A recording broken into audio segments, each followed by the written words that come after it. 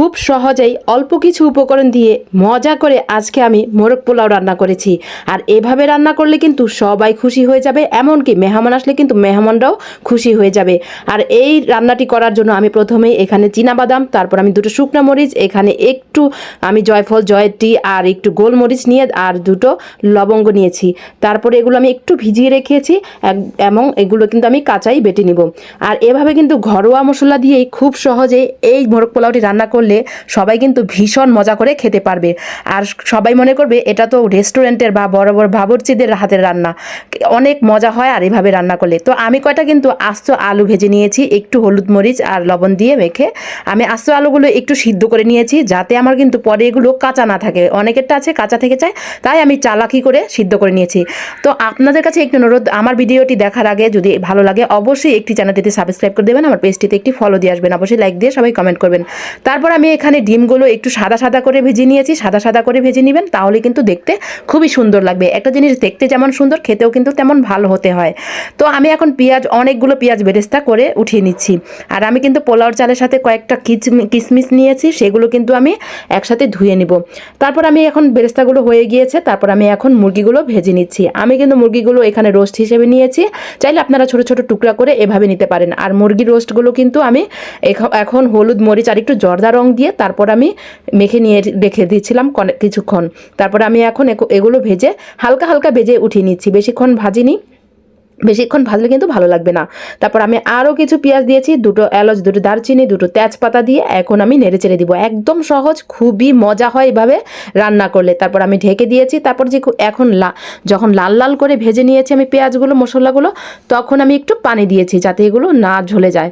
তারপরে এখন আমি আদা রসুন বাটা দিয়েছি, একটু সস দিয়েছি, ভালো লাগবে, সসটা কিন্তু দিতেই হবে। তারপর আমি একটু রাঁধুনি আমার এখানে মশলা ছিল সেটা দিয়ে দিয়েছি, যেটা রোস্টের মশলা হালকা ছিল সেটা দিয়েছি। চাইলে আপনারা একটু বিরিয়ানির মশলা দিতে পারেন বা রোস্টের মশলা দিলেও কোনো সমস্যা নাই।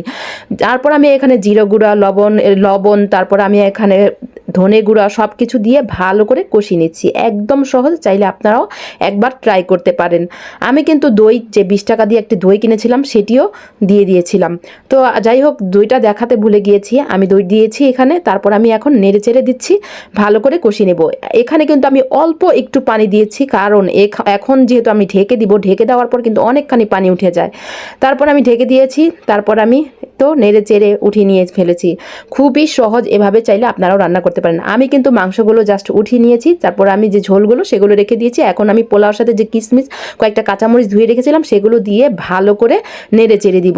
আমার রান্নাঘরটি আজকে কিন্তু একটু অন্ধকার অন্ধকার লাগছে, জানি না আপনাদের কাছে কেমন লাগছে। তারপর যাই হোক, আমি কিন্তু এগুলো যখন ভাজা ভাজা করছিলাম চালগুলো, তখন আমি একটু দুধ দিয়ে দিয়েছিলাম। গুঁড়ো দুধটা আমি এভাবে দিই, তাহলে কিন্তু ভীষণ ভালো লাগে। আপনারাও চাইলে এভাবে ট্রাই করতে পারেন, আমি যেভাবে রান্না করি। তারপর পরিমাণ মতো পানি দিয়েছি, একটু কেওড়া জল দিয়েছি, একটু লবণ দিয়ে ঢেকে দিয়েছি।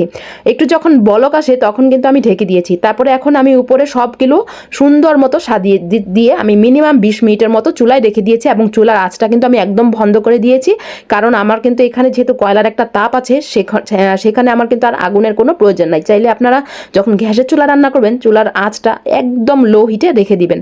তারপরে এখন আমি দিয়ে দিচ্ছি, এখন সব কিছু দিয়ে আমি 20 মিনিটের মতো ঢেকে রাখবো, ভাপে রাখবো, তাহলে কিন্তু ভীষণ ভালো লাগবে। আজকের রেসিপিটি কেমন হয়েছে অবশ্যই কমেন্ট করে জানাবেন। আপনারা চাইলে কিন্তু ঈদ স্পেশাল, এটা ঈদের দিনে রান্না করে সবাইকে খাওয়াইতে পারেন, অবশ্যই ভালো লাগবে সবার কাছে। তারপর আমি অনেকগুলো পেঁয়াজ বেরেস্তা, বাদাম কুচি, কাজু বাদাম কুচি এখন দিয়ে এখন আমি আর একটু নেড়ে চেড়ে দিব। 20 মিনিট পর আমি নেড়ে চেড়ে দিচ্ছি, একটু উল্টিয়ে দিচ্ছি, ভালো লাগবে। কেমন হয়েছে আজকের রেসিপিটি? আমার কিন্তু এখনই আবার খেতে ইচ্ছে করছে। যাই হোক, ঈদের দিন সবাই এই রেসিপিটি একবার হলে ট্রাই করবেন, অনেক ভালো লাগবে। তো সবাই ভালো থাকবেন, সুস্থ থাকবেন, স্বপ্নের পথে পাশে থাকবেন, আর আমাকে সাপোর্ট করবেন, আমার জন্য দোয়া করবেন, আমি যাতে এগিয়ে যেতে পারি। আর যারা যারা ভিডিও করেন, যারা যারা পেজ খুলেছেন, চ্যানেল খুলেছেন, তাদের জন্য সবার জন্য দোয়া রইল, তারাও যাতে অনেকটা এগিয়ে যেতে পারেন। আর শুভকামনা সবার জন্য। আল্লাহ হাফেজ।